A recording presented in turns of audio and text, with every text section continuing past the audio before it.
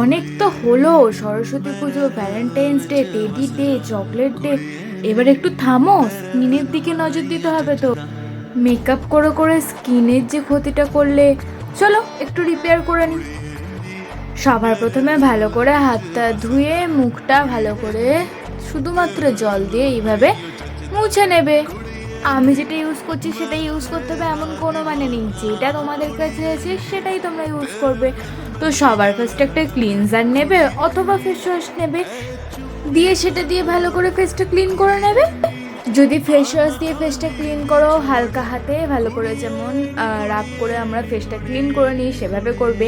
আর যদি আমার মতো ক্লিনজার ইউজ করো, তাহলে আমার মতো ঘষে ঘষে ঢলে ঢলে মেজে মেজে ভালো করে পরিষ্কার করে নেবে।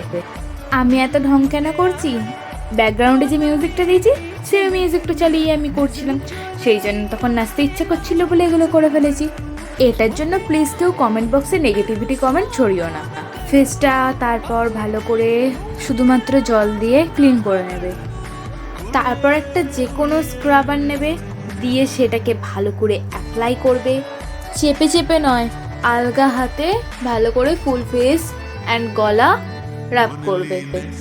যখন মনে হবে যে তোমাদের ম্যাসেজটা করতে কোনো প্রবলেম হচ্ছে, তখন হালকা হাতে একটুখানি জল নিয়ে নেবে, নিয়ে ক্রিমটা মাইল্ড করে দিয়ে তারপর এরকম করে আবার তোমরা ডাব করবো। তারপর যে কোনো অ্যালোভেরা জেল তোমরা নিতে পারো। আমি এখানে একটা ফেস জেল নিয়ে নিয়েছিলাম, দিয়ে সেটাকে হালকা হাতে ভালো করে ফেসে যাতে স্কিনটা টাইট হয় সেরকমভাবে ভালো করে টেনে টেনে অ্যাপ্লাই করে দেবে।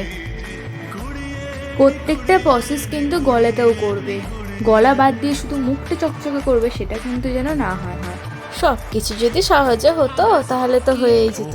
যেমন এই যে কৌটোর ঢাকনাটা, এ হাত ও হাত যাই করে না কেন কোনো মতেই খুঁজে পারছিলাম না। অতি কষ্টে খোলার পর তোমাদের কাছে যে কোনো ময়শ্চারাইজার, নিভিয়া হোক বা যে কোনো ময়শ্চারাইজার নেবে বা ফেস ক্রিম থাকলে খুবই ভালো। সেই ফেস ক্রিমটা ভালো করে অ্যাপ্লাই করে আমাদের যেরকম যেরকম তোমাদের জানা আছে বা আমি এখানে যেমন যেমন করছি সেরকমভাবে ম্যাসাজ দেবে। স্কিনটা ভালো করে এক্সফোলিয়েট করার চেষ্টা করবে যাতে তোমাদের ফুল ফেসের ব্লাড সার্কুলারটা বেড়ে যায়। ঠিক আছে, এই ছোট্ট ভিডিওটার মধ্যেও আমি তোমাদেরকে বোঝানোর চেষ্টা করেছি যে কোনখানে প্রেশারটা হবে, কোনখানে প্রেশার হবে না। তো প্লিজ তোমরা একটু বুঝে নেওয়ার চেষ্টা করো।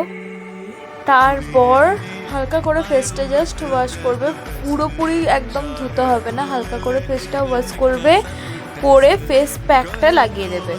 যে ফেস প্যাকটা ইউজ করবে তার গায়ে যদি কম টাইম লেখা থাকে তাহলে কম টাইম রাখবে, কিন্তু নর্মালি 10 থেকে 15 মিনিট অবধি রাখবে। দিয়ে তারপর স্কিনটা ওয়াশ করার পর আমার স্কিনটা কতটা গ্লো করছে, কতটা ট্যানটা রিমুভ হয়েছে, ডেড সেলগুলো কতটা ক্লিয়ার হয়েছে দেখে বুঝতেই পারছো। আমার যেহেতু প্রবলেমেটিক স্কিন, শুধু প্রবলেমেটিক সেটাও নয়, আমার প্রবলেমেটিক প্লাস ড্রাই, প্রচণ্ড আমার স্কিন ড্রাই। তো সেহেতু আমি এখানে ডার্মডকের নিয়াসিয়ামাইড যে টোনারটা হয় সেই টোনারটাই ইউজ করছি। হ্যাঁ, আমি ডার্মডকের নিয়াসিয়ামাইডই সিরামটাও ইউজ করি, কিন্তু ওটা আমার ফুরিয়ে গেছে, তো সেহেতু আমি টোনারটা ইউজ করছি। তোমরা যারা যে সিরামটা ইউজ করো সেই সিরামটা প্লিজ ইউজ করে নিও, আমি ওটা স্কিপ করছি। তারপর আমি ইউজ করছি এখানে গুড ভাইবসের উপটান যে নাইট ক্রিমটা আছে সেটা। এটা খুব একটা ভালো ট্যান রিমুভ করে দেয়। আর সবথেকে ভালো যেটা, গুড ভাইবসের প্রত্যেকটা ময়শ্চারাইজারই সামথিং সবকটাতেই সিরামের গুণ আছে, মানে সিরাম অলরেডি আছে, তাই এক্সট্রা করে সিরাম দেওয়ার আর কোনো দরকার পড়ে না, সেহেতু আমার দেওয়ার কোনো প্রয়োজনও নেই। তো তোমরা আমার স্কিনটার লাস্ট রেজাল্ট তোমরা দেখতে পাচ্ছ, ফাইনাল রেজাল্ট কেমন লাগলো সবাই জানিও। আর তোমাদের যদি কোনো রকমভাবে এটা হেল্পফুল হয়ে থাকে প্লিজ আমাকে একটা ছোট্ট কমেন্টে বলে দিও যে তোমরাও এরকমভাবে করেছো কিনা। আমি উপটান ইউজ করেছি মানে তোমাদেরকেও উপটান করতে হবে এরকম কোনো মানে নেই। তোমাদের কাছে যে ময়শ্চারাইজারটা তোমরা ইউজ করো নাইটে সেই ময়শ্চারাইজারটা ইউজ করবে।